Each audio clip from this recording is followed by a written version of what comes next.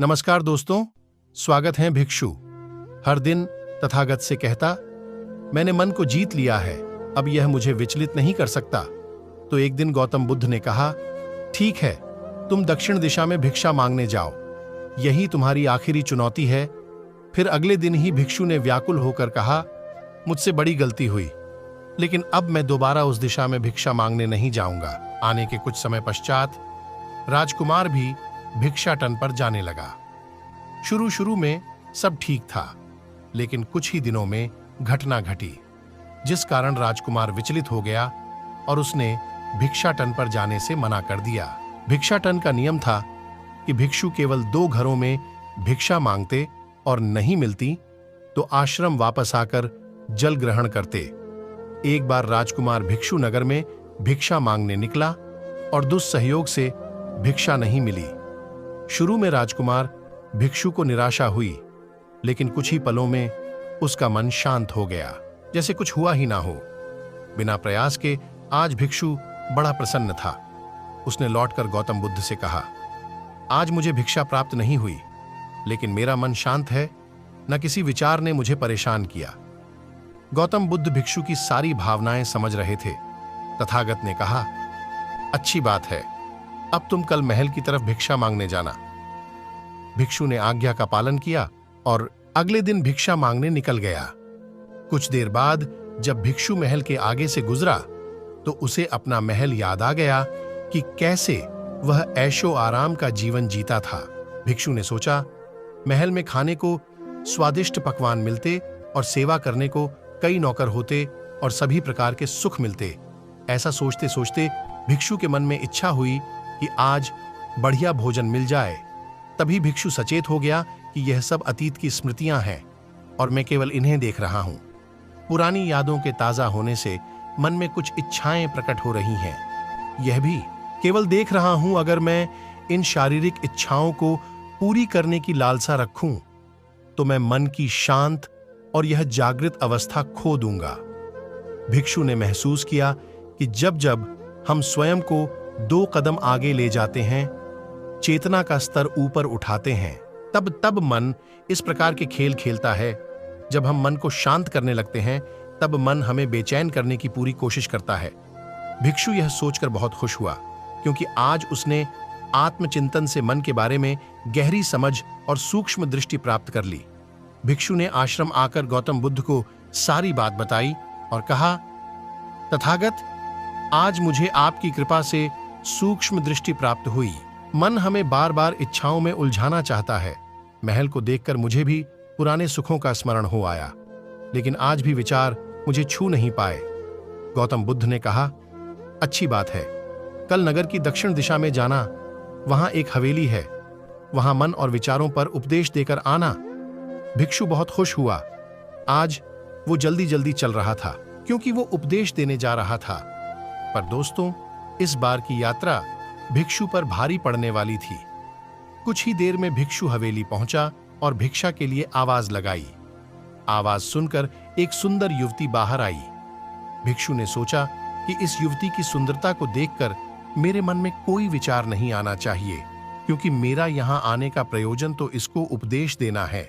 युवती ने भिक्षु को प्रणाम किया और कहा, आइए, पहले भोजन ग्रहण कीजिए।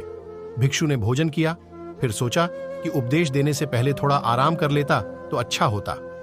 भिक्षु यह सब सोच ही रहा था। इसी बीच युवती ने कहा, श्रीमान, आपने अभी अभी अन्न ग्रहण किया है, अब थोड़ा आराम कर लीजिए, फिर उपदेश शुरू करना। यह सुनते ही भिक्षु सतर्क हो गया। जो योजना वह मन में बना, यह महिला वह सब बिन बताए करती जा रही थी। भिक्षु ने सोचा, यह सब संयोग है, यहां लोग भोजन के बाद आराम करते होंगे। फिर भिक्षु आराम करने लेट गया और विचार करने लगा कि महिला कितनी समझदार है और इसकी सुंदरता बेजोड़ है। अगर मैं राजकुमार होता तो ऐसी ही स्त्री के साथ विवाह करता। भिक्षु के मन में ऐसे ही कुछ विचार चल रहे थे। इतने में युवती फिर से आई और बोली, अगर आप राजकुमार होते तो मुझे उपदेश कैसे रते? भिक्षु जी, आप तो मुझे उपदेश देने आए थे ना। युवती का इतना कहते ही भिक्षु को स्पष्ट हो गया कि युवती तो मन पढ़ सकती है। भिक्षु घबरा गया और हाथ जोड़कर पूछा, क्या आप मेरा मन पढ़ सकती हैं?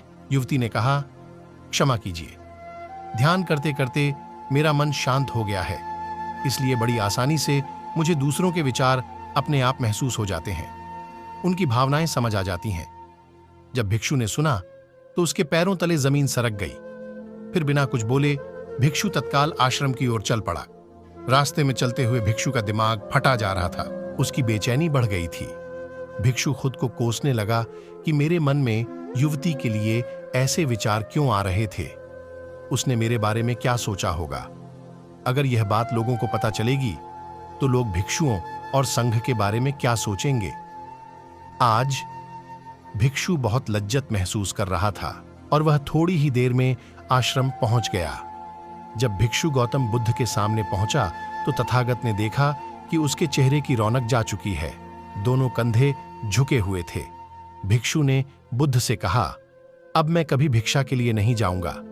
तथागत ने कहा, पहले आराम से बैठो, फिर मुझे बताओ कि तुम्हारी चाल में इतनी थकान क्यों है? आज तुम्हारे चेहरे पर तेज की जगह ग्लानि की भावना क्यों है? भिक्षु ने सारी बात बताई और कहा, मैं सब कुछ जानते हुए भी महिला की सुंदरता के बारे में और अन्य चीजों के बारे में सोच रहा था। मैं मन से पूरी तरह हार गया। अब मैं कभी उस दिशा में नहीं जा पाऊंगा। मैंने बौद्ध संघ का भारी अपमान किया है। गौतम बुद्ध ने कहा, सबसे पहली बात, परेशानी को बढ़ा चढ़ाकर मत सोचो। अगर कुछ बुरा हो जाए तो एकदम से यह मत सोचो कि सब खत्म हो गया। बिना सोचे निष्कर्ष पर मत जाओ।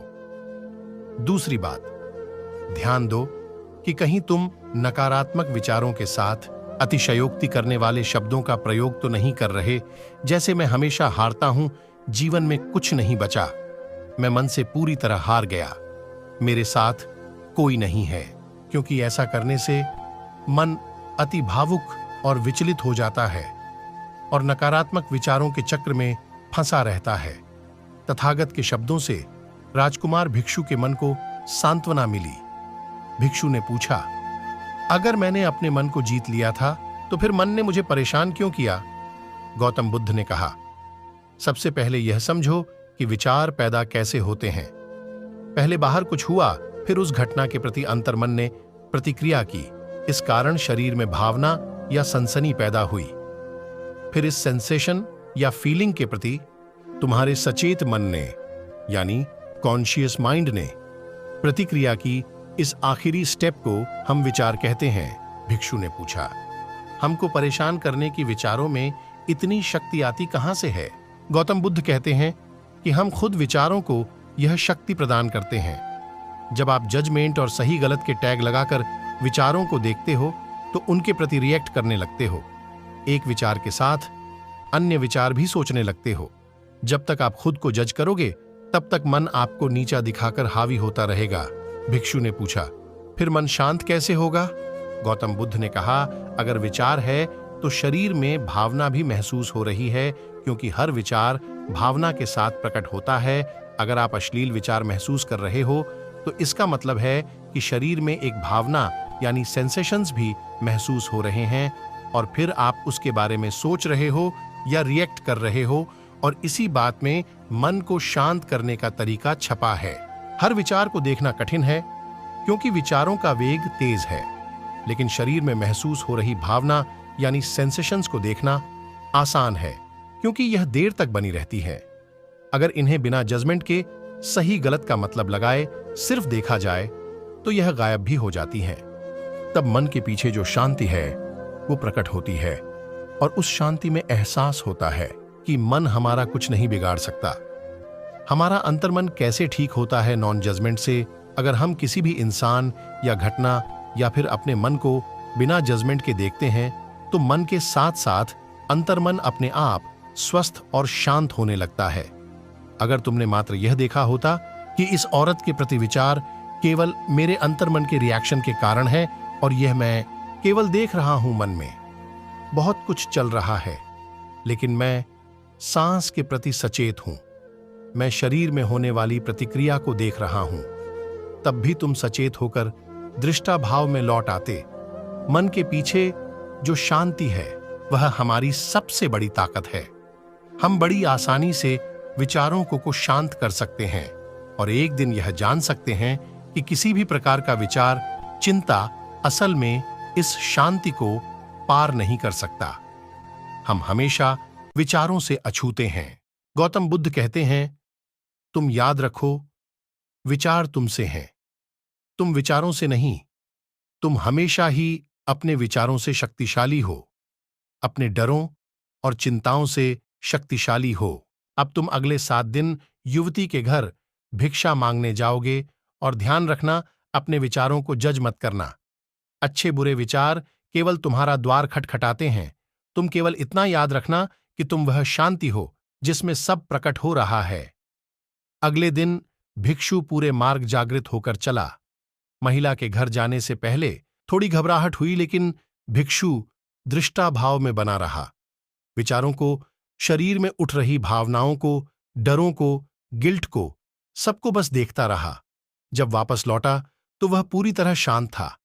आज उसमें मैंने मन को जीत लिया है, यह अहंकार भी नहीं था। आज उसने सही मायनों में मन को पार कर लिया था।